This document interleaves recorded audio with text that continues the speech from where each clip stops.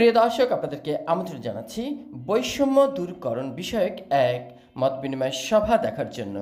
14 November 2025 বিকেল 4 ঘটিকায় বৈষম্য দূর ঠিকাদার দাসপ্রাপ্ত বাতিলের দাবিতে ভুক্তভোগীরা রাজধানীর মিরপুরে শুক্রবার বিকেল 4টায় মিরপুর 13 নম্বর হাজী আলী হোসেন উচ্চ বিদ্যালয় মাঠে এক দফা বৈষম্য দূর করো, আউটসোর্সিং ও ঠিকাদার দাস প্রথা বাতিল করো এই স্লোগানকে সামনে রেখে এক বিক্ষোভ সমাবেশ করেন। অনুষ্ঠানে সভাপতিত্বে ছিলেন বাংলাদেশ কেন্দ্রীয় আউটসোর্সিং এর সভাপতি রফিকুল ইসলাম রফিক। উপস্থিত ছিলেন ডেস্কো আউটসোর্সিং এর আহ্বায়ক রোমান এবং ছিলেন উপস্থিত ইব্রাহিমপুর ডিভিশনের রফিক এবং আরও সার্বিক সহযোগিতায় ছিলেন বিভিন্ন নেতৃবৃন্দ ছিলেন। কাফরুল ডিভিশনের ফোরম্যান মোতালেব এবং মোস্তফা কামাল ফোরম্যান হিসেবে সহযোগিতায় ছিল। পল্লবী ডিভিশনের লাইনম্যান বেলায়েত হোসেন। বিক্ষোভের বক্তারা আউটসোর্সিং খাতে চলমান বিষয়ক দূরীকরণ এবং ঠিকাদারি দাস প্রথা বাতিলের দাবিতে সরকারের দ্রুত পদক্ষেপের আহ্বান জানান। রিপোর্টে শাহ আলম সম্রাট, MCB টিভি। দাওয়াত করেছি। আমার আশা ছিল প্রত্যেকজন কার্যকারী ব্যক্তি এখানে উপস্থিত হবেন।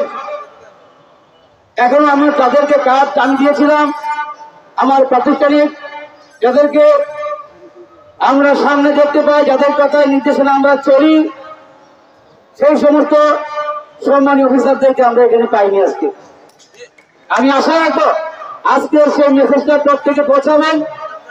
আজকে যদি বৈষম্য দূরকরণ হয়, সবার আগে তাদের সবচেয়ে বড় বৈষম্য হবে। ওনারা কোথায় বসে দূর করবেন বৈষম্য? যদি আমাদের সামনে না আসেন, এই আসনে তো পিছনে বা সামনে আমাদের সাথে আজকে তাদের বসার কথা ছিল, সেইভাবেই দাওয়াত করেছিলাম, কোনো ডিভিশন বাদ রাখি নাই। তাহলে কেন অনুভূতি?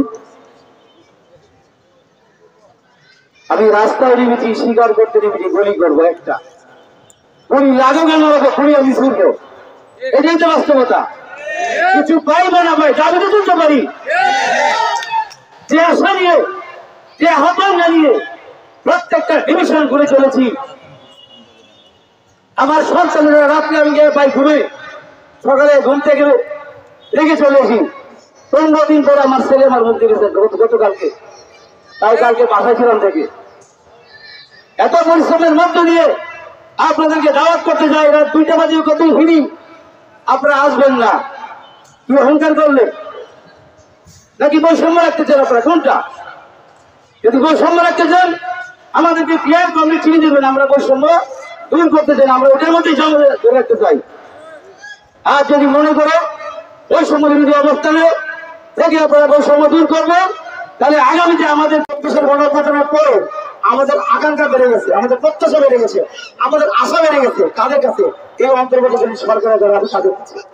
এখন বিগত আগস্ট মাস থেকে শুরু করে এখন নভেম্বর মাস, 1 বছর কয়েক মাস, এই সরকার আমাদেরকে প্রত্যাশা পূরণ করতে পেরেছে? ওনারা তো কথা দিয়েছিলেন যে বৈষম্য মুক্ত বাংলাদেশ বিনির্মাণ করবেন, সকল জায়গা থেকে বৈষম্য দূর করবেন। কিরে ভাই, আমাদের ভাগ্যের পরিবর্তন কিছু হয়েছে? আমাদের বৈষম্য দূর করতে পেরেছেন? কোনো বৈষম্য দূর করতে পারে না। তাহলে আমাদের যারা শ্রমিক, আমাদের কর্মচারী, আমাদের অধিকার আদায় করার জন্য আমরা মনে করি এই যে অন্তর্বর্তীকালীন সরকার, এই অন্তর্বর্তীকালীন সরকারের যে সময়টুকু, এই সময়টুকু হচ্ছে আমাদের জন্য সবচেয়ে সুবর্ণ সুযোগ, তাই কিনা বলেন? আমরা বিগত সরকার এবং সামনে যে পলিটিক্যাল সরকার আসবে, আমরা সেই সরকারের সময় এই গত 1 বছর 2-3 মাসের করে আন্দোলন করছে, এরকম করে আন্দোলন সংগ্রাম করতে পারবো, এইটা আমাদের কি কোনো গ্যারান্টি আছে? কোনো গ্যারান্টি আছে? গ্যারান্টি নেই। তাহলে আমাদের অধিকার আদায়ের জন্য, অর্থাৎ আমাদের মূল দাবি, আমরা যখন যারা বলবো সেগুলো আপনাদের অধিকার, আমাদের অধিকার, এর বাইরে আমরা যা চাই আমাদের ভবিষ্যতের নিরাপত্তা। অর্থাৎ আজকে রহমান ভাই এবং ওই ভাইয়ের মেয়ে আরিফা, ওনারা অত্যন্ত চমৎকার কথা বললেন। ওনাদের প্রত্যাশা কি?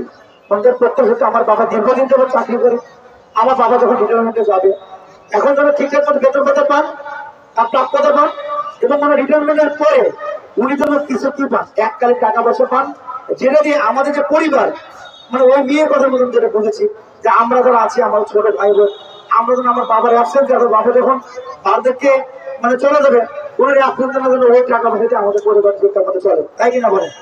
এটা তো হওয়া উচিত, তাই না? আমরা আমাদের জীবনের সবটুকু রসদ দিয়ে এই দেশের বিশাল বিশাল অর্থের দিকে বড় করলাম, কিন্তু আমি আমার যে পরিবার, আমার সন্তান, আমার বৃদ্ধ বাবা মা, আমার অনাগত ভবিষ্যৎ যারা আছে, আমরা তাদের যদি সুরক্ষা নিশ্চিত না করতে পারি, তাহলে আমার যে জীবন যৌবন আমি সবকিছু শেষ করে দিয়ে এই দেশটাকে উন্নয়নশীল দেশে আমরা রূপান্তরিত করলাম, আমার ভাগ্যের পরিবর্তন হলো না, আমার পরিবারের ভাগ্যের পরিবর্তন করো না, তাহলে এই উন্নয়নশীল বাংলাদেশে আমি কি করবো বলে